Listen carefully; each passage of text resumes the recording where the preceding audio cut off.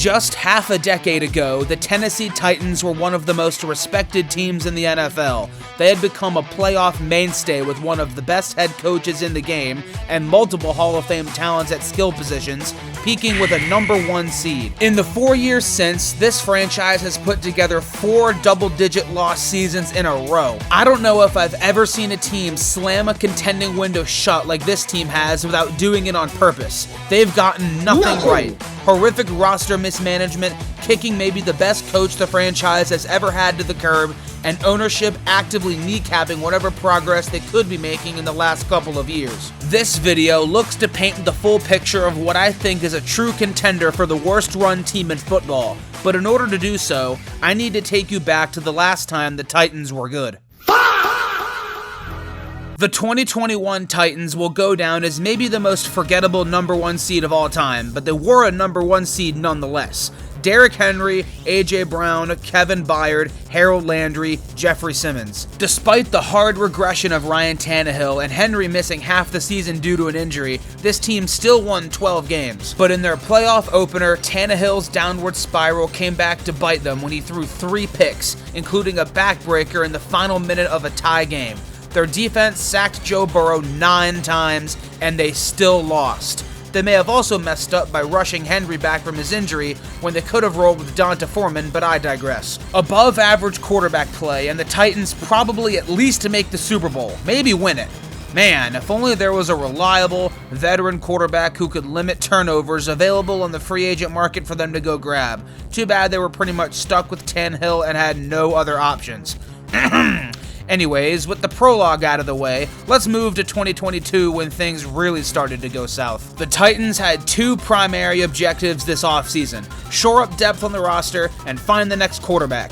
Tannehill was legitimately good for a bit, but 2021 made it clear it was time to move on. Oddly enough, the one thing they did right was not go all in on one of the several marquee signal callers that would be moved that spring, because yeah. Anyways, as for the rest of the roster, their master plan to bolster the core was Robert Woods, Austin Hooper, and Jamarco Jones. Oh my god. In the draft, the Titans had the 26th overall pick, but traded out of the first round, and instead spent the 35th pick on cornerback Roger McCreary, who was fine in Tennessee, but he's also not on the team anymore. Moved at the 2025 deadline before he inevitably would have walked in free agency. In the third round, they got who they thought could be their quarterback of the future in Malik Willis, who we'll get to later. But of course, none of this is what people remember when it comes to the Titans' 2022 draft. And now, I have another jersey in my closet that is worthless because A.J. Brown no longer plays for the Titans. The Eagles are trading for A.J. Brown. Tennessee showed the best wide receiver the franchise has had since Derrick Mason the Door in exchange for a first-round pick which they used on another receiver in Arkansas's Treylon Burks. Burks' player comp coming into the league was, you guessed it, A.J. Brown. Spoiler alert, Treylon Burks is not A.J. Brown. Few receivers in the league are A.J. Brown. Why the Titans would choose to moneyball A.J. Brown out of the building when he could be an excellent X-target with elite hands and a huge catch radius for your raw rookie QB, I'll never understand, but I digress. The Titans were cool with having rookie Malik Willis throw the ball to this. It's a bold strategy, Cotton. Let's see if it pays off for him. After starting 0-2, featuring a total gag job against the Giants and a 41-7 bludgeoning at the hands of Buffalo, Tennessee rallied to win 7 of their next 8 games to get to 7-3 on the year. Tannehill played in 8 of those 10 games and was fine, but nothing that inspired confidence. Derrick Henry was doing Derrick Henry things, but the offense was so reliant on him to the point where it just wasn't sustainable. In the 2 games Tannehill missed with injury, Willis stepped in, and it was ugly. Do you think a dominant X-receiver could have helped you with that? Anyways, the Titans still have the AFC South in a chokehold at this point in the year. How did they close out the season? First, a home loss to Cincinnati, who was missing both Joe Mixon and Jamar Chase. But hey, Treylon Burks got his first career touchdown off a Henry fumble in the end zone. They then got stomped in Philadelphia and let Jacksonville come into their building and hang 36 on them. All of a sudden, Tennessee is only 1 game up in the AFC South. They respond by losing to the Chargers, where the defense folded in the final minute, and by losing at home to the 2-11-1 Texans, letting Davis Mills dog-walk them late in the fourth. With 2 weeks left in the year, Week 18 at Jacksonville decides the division, so their Week 17 game against Dallas means literally nothing. They lost anyway. So the Titans have gone from 7-3 to 7-9 with brutal quarterback play. In Week 18 in Jacksonville, with it all on the line, Josh Dobbs stepped in at QB and was solid. Henry ran for over 100 yards again, and the Titans led by 3 late in the fourth quarter with the ball. On third down, the Titans are just a couple first downs away from icing the game. Instead, Dobbs is hit from behind. The ball's out. They're calling this a fumble at the moment, and the return by Allen for the touchdown. Tennessee's 7th loss in a row doomed their season, and this is where I get to Malik Willis. No, he wasn't good, like at all. He looked like he didn't belong in the NFL. But look at this roster. Per Pro Football Focus, the 22 Titans had the worst offensive line in the entire NFL, and this is who he had to throw the ball to. And the Titans knew that Willis was a really raw prospect that needed lots of time to get his feet wet. And this is what the Titans surround him with? What do they expect? This sounds like cope for a QB whose stats were truly dreadful when he played, but I don't know. When he immediately gets the hell out of there and goes to a real franchise with some sort of structure, he doesn't look half bad when he plays. He's apparently getting a lot of attention in free agency right now. He might get $30 million a year. I'm not saying he's a life changer or anything, but I don't know. Maybe it would have helped if he had anyone to block, or if he had anyone to throw to. Like, I don't know, A.J. Brown? Speaking of Brown, how'd he look in his first year with Philly? So the 2022 Titans finished with one of the worst passing offenses in the NFL and a slightly above average defense.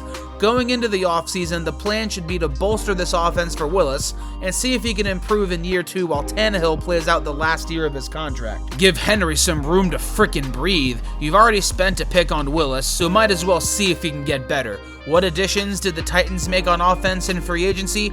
Chris Moore and Andre Dillard, Jesus Christ. Are they expecting whoever the QB is to turn this shit sandwich into Wagyu steak? Most quarterbacks would struggle to succeed with this roster. An unprepared rookie third-round pick has no chance. So, the 2023 NFL Draft. With the 11th pick, the Titans selected Peter Skoronski. Not bad. He'll have to move from tackle to guard because of those short-ass arms of his, but he's a good player. Next is the 33rd overall pick. Multiple impact players are on the board for them to choose from. Sam Laporta, Brian Branch, Jaden Reed. 2 of these guys would be strong weapons for their QB to throw to. The other would bolster their defense big time. Instead, the Tennessee Titans select Will Levis. Or just burn another pick on a raw QB. Fantastic. Levis is virtually the same story as Willis. He has talent. I know some of you think he's the worst player to ever exist because of the memes, but the flashes are still there. To put a bow on everything, the Titans wrapped up their 2023 draft by taking running back Tyjae Spears 3 spots before Devon Achane.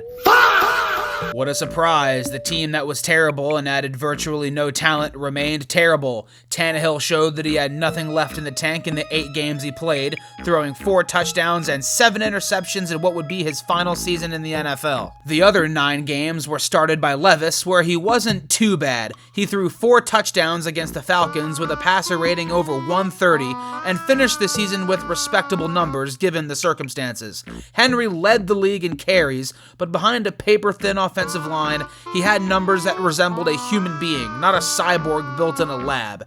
And that is where we get to the next whiff from this organization. Derrick Henry is the greatest player in Titans history. In Tennessee, he ran for 9,500 yards and 90 touchdowns and won Offensive Player of the Year in 2020. He's also 29 years old at this point and is a free agent at the end of the season. It's pretty clear to the Titans that they need to rebuild and a divorce is imminent.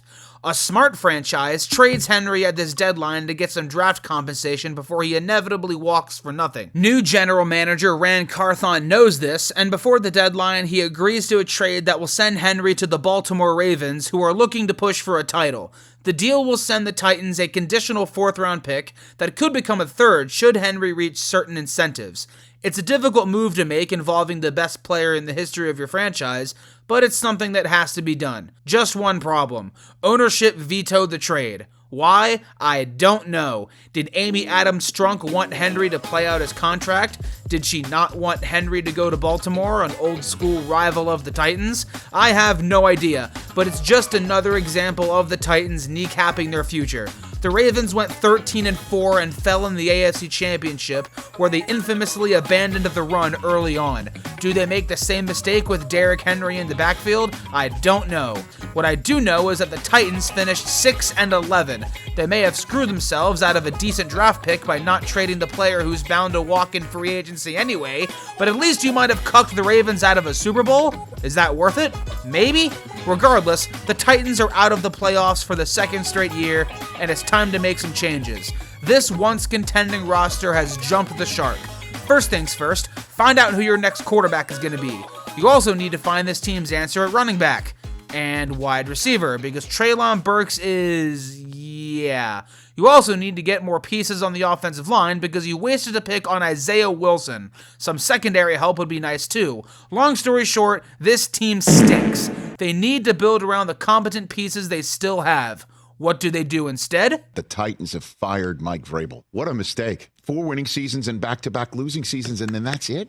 You win Coach of the Year back-to-back losing seasons, and that's it? In Tennessee, Vrabel went 54-45 as head coach, with that record being highly weighted down by these last 2 years when the roster was over the hill. From 2018 to 2021, when he had an actual competent roster, he went 41-24 and won 2 playoff games, and his team's 2 one-and-dones post-2019 are mostly due to poor quarterback play. The Titans didn't go one-and-done against Cincinnati because Vrabel got out-coached. They lost because Tannehill threw 3 picks. Their defense dominated the Bengals, sacking Burrow 9 times, but a terrible performance from Tannehill and an injured Henry not having the juice is why they lost. And now these last 2 years, this roster has crumbled, mostly because the guys upstairs can't draft, as we've made clear. Listen to these first-round picks. Isaiah Wilson, whiff. Caleb Farley, whiff. Treylon Burks, whiff. The fix to all this? Fire the coach, obviously. You starting to see why this team sucks?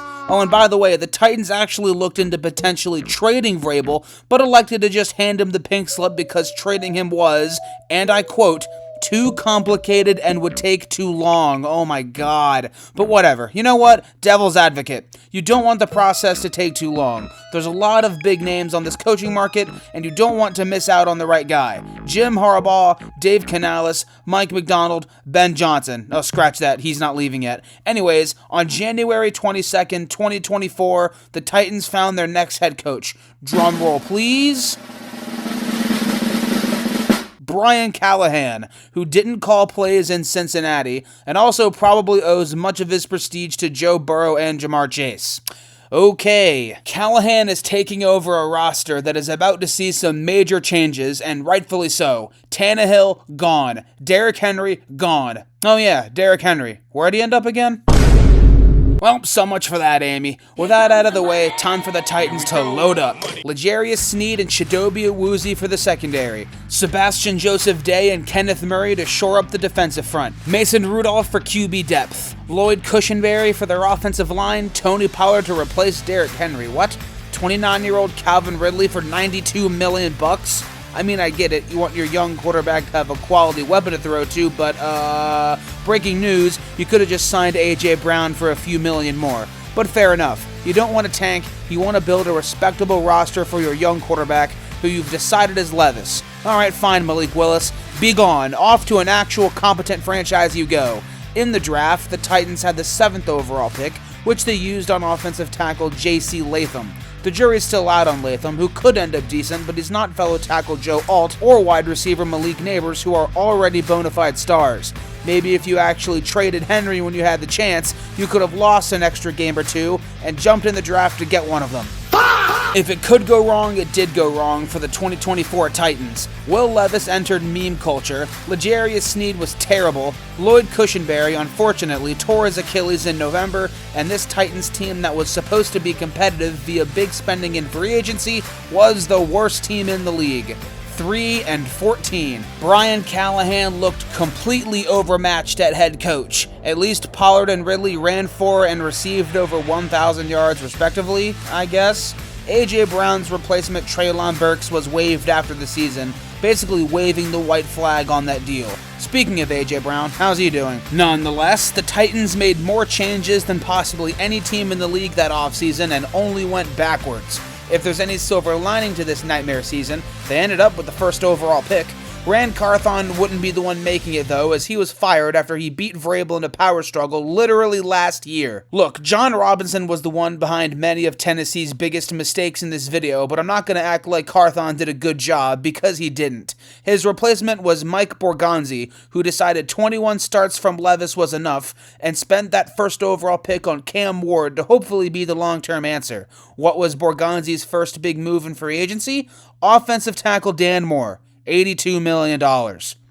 Dan Moore, $82 million. Now, he's not quite as bad as his stats say. His time to pressure rate is actually decent, but he's an average left tackle. Yes, there are blockers worse than Dan Moore, but again, $82 million.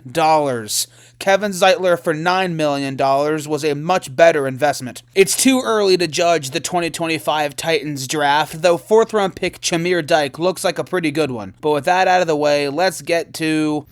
I'm not being hyperbolic when I say the 2025 Titans are one of the worst teams I've ever seen. They started 1-11 before rattling off a pair of meaningless wins against the Browns and Chiefs, both of which were on their third-string quarterbacks. And that one win before that is probably the flukiest win I've ever seen. This team did not do anything well. They didn't run well, they didn't block well, they didn't defend well, they didn't cover well, they committed a lot of penalties. Callahan was fired after a 1-5 start, basically waving the white flag on the Vrabel firing. Speaking of Vrabel, just to add insult to injury, once again, the Titans had an opportunity to acquire some draft capital by selling off some of their veteran players at the deadline. They seemingly admitted that playing hard to get with the Ravens a couple years ago was a bad idea when they dealt them pass rusher Draymond Jones for a 5th-round pick.